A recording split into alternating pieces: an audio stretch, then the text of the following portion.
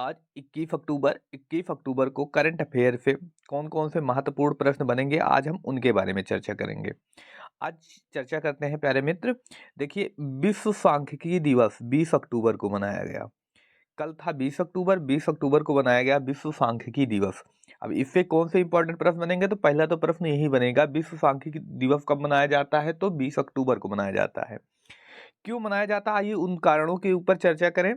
समाज और मानव जीवन पर सांख्यिकी की भूमिका को मनाने के लिए संयुक्त राष्ट्र सांख्यिकी आयोग ने 2010 में अपने सत्र में 20 अक्टूबर को विश्व सांख्यिकी दिवस के रूप में मनाने का निर्णय लिया। वजह क्या रही निर्णय लेने की, तो यूएनडीए की का सांख्यिकी विभाग अभियान का वैश्विक समन्वयक है। इम्पोर्टेंट किसके वजह से मनाया जाता है, तो पीसी महालनोबिस के योगदान को मान्यता देने के लिए हर साल 19 जून को राष्ट्रीय सांख्यिकी दिवस मनाया जाता है।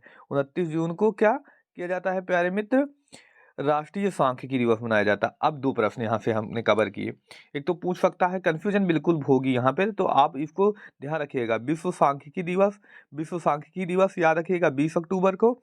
वहीं पूछ लिया जाए राष्ट्रीय सांख्यिकी दिवस, तो 29 जून को। राष्ट्रीय सांख्यिकी दिवस कब मनाया जाता है, 29 जून को मनाया जाता है। इम्पोर्टेंट, विश्व का 20 अक्टूबर और राष्ट्रीय 29 जून। एक कंफ्यूजन होने वाला प्रश्न है, इसलिए आप इसको ध्यान रखिएगा। अभी पेट का एग्जाम भी है, इसलिए ये और इम्पोर्टेंट हो जाता है।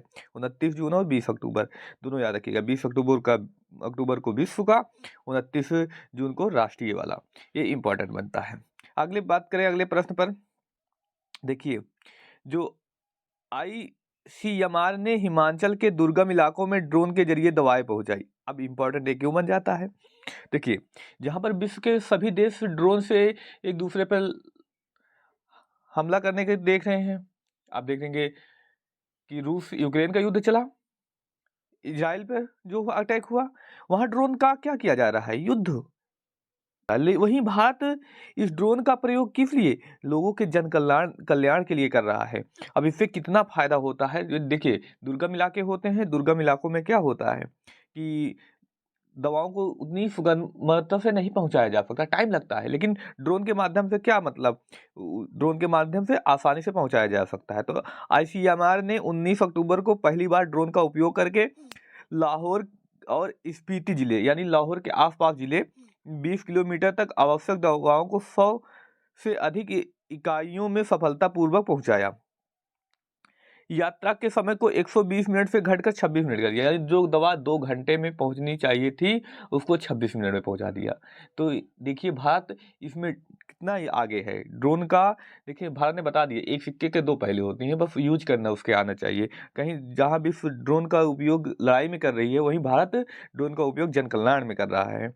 परियोजना में आईसीएमआर मुख्यालय नई दिल्ली और आईसीएमआर क्षेत्रीय चिकित्सा अनुसंधान गोरखपुर द्वारा कार्यान्वित की गई। ये इंपॉर्टेंट प्रश्न, आप इसको नोट कर लीजिएगा। इसमें जो जो प्रश्न आपको लगता है कि इंपॉर्टेंट है, हमने बता दिया कौन कौन से प्रश्न इंपॉर्टेंट होगा। ये प्रश्न पूछा जा सकता है, कहाँ पर की गई है परियोजना, तो हिमाचल प्रदेश में, आईसीएमआर का मुख्यालय नई दिल्ली। इंपॉर्टेंट प्रश्न। आगे बात करते हैं, गृह मंत्री ने एनसीसीएफ इंडिया लिमिटेड के निदेशक मंडल को संबोधित किया।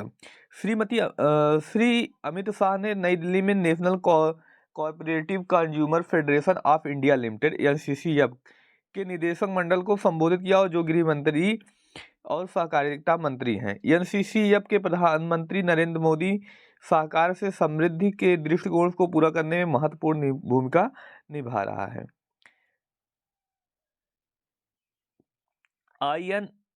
आईएनएस इम्फाल स्टील्स डिस्ट्रॉयर भारतीय नौसेना में सौंपा गया।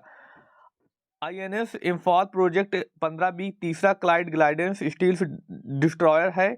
यह यार्ड 12706 12706 इम्फाल के नाम से जाना जाता है।